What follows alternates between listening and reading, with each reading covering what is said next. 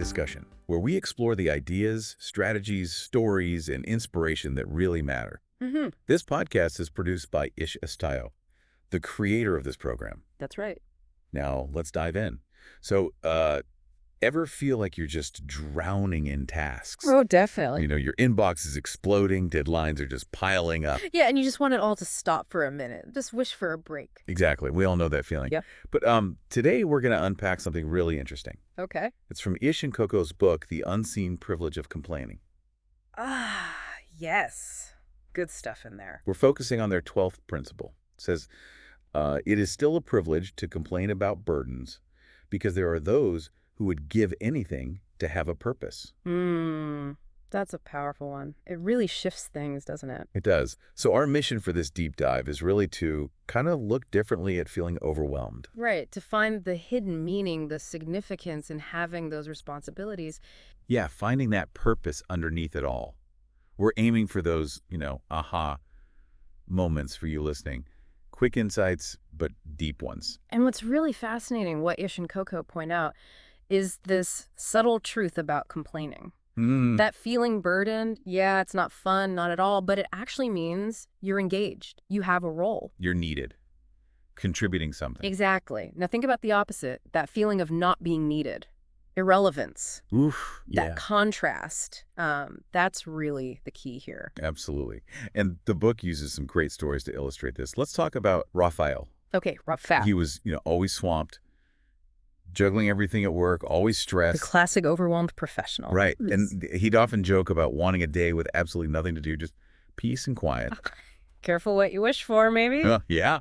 Then he got laid off. Suddenly, he had it. All the free time in the world, no demands. And how did that actually feel? Well, as Yish and Coco describe it, that initial relief, it didn't last. It turned into this feeling of emptiness, like he was invisible. Wow, that's a heavy shift. It really is. And the kicker, his big realization was, and this is powerful, he would have given anything to be stressed again. Given anything. That really says it all about needing purpose, doesn't it? It hits hard.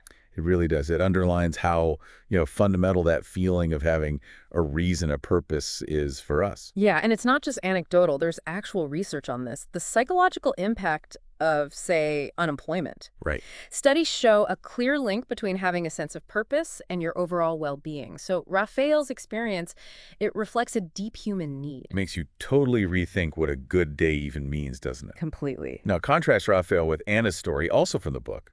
Very different situation. Okay.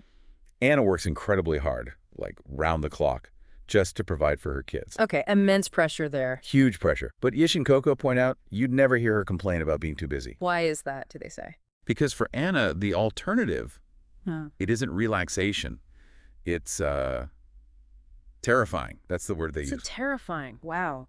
The thought of having nothing to do, no one relying on her, no one to fight for, that's the real burden for her. So for her, the busyness, the struggle is the purpose. It's what drives her. Precisely. It shows how purpose can be this incredibly powerful motivator, even when things are really, really tough. So Rafael shows the pain when purpose is lost. Anna shows how purpose keeps you going. Different ends of the spectrum. Exactly. And it's not always these huge dramatic things either. It's often the daily stuff, right? The people who depend on us. The small connections, the routines. Yeah, that give life structure and meaning. Which brings us to Dr. Malik, another story in the book. Okay, the surgeon. Right. Constantly in demand, surgery after surgery, just relentless pace. Yeah. And yeah, he sometimes wished for a break, just a moment to breathe. Understandable. Very high-stress job. Totally. But here's the insight from Yish and Coco. What happened when things actually did slow down for him? He didn't feel relieved. No. He felt negative about it. It was a downer. Really? That's surprising. Isn't it? He realized that being overwhelmed, having his skills constantly needed, that was actually a gift. A gift. Wow. The gift of being able to help, of being needed, making a real difference. So the stress was tied directly to his ability to contribute in a meaningful way. Exactly. And losing that, even temporarily, felt worse than the stress itself. It's a fascinating perspective shift. It really is. Viewing being overwhelmed as a gift that flips everything on its head. Totally. It suggests our need to contribute is so deep that maybe even the stress feels better than feeling irrelevant. Which connects to the next story, right? Coach Henry. Yeah, Coach Henry. 40 years mentoring athletes, always busy, always guiding people. Lots of people relying on him. Definitely. Then he retired, got that quiet, obligation-free life he'd sort of pictured. But it wasn't what he expected either. Similar to Rafael, maybe? kind of, yeah. As Esh and Coco observe, that silence, that lack of demand became difficult. How so? He really missed being needed. He missed people asking for his advice, relying on his experience. Ah, so it's about feeling relevant, knowing your input matters. Exactly. His story really underscores that significance of relevance, of contribution, however that looks in your life. These stories together, they really paint a picture, don't they? They make you stop and think about those moments you feel completely swamped. They really do. And it leads directly to that big question Jish and Coco ask in the book. Which is? They ask you to imagine waking up tomorrow and realizing that absolutely no one is waiting for you. No demands, no expectations. Okay. Would you truly feel free? Or would you actually miss that weight on your shoulders? It's a confronting question. What would that feel like? That complete absence of obligation? It really makes you think. You know, hearing about Rafael, it reminded me of a time I had a lull between big projects. Yeah. And yeah, initially it sounded great. But after a few days, that lack of daily structure, of something pulling me forward, it felt really unsettling. Surprisingly so. That makes sense. So that's the question for you, the listener, to really sit with. Are those burdens just negative? Or do they represent something more? Connection, purpose. Right.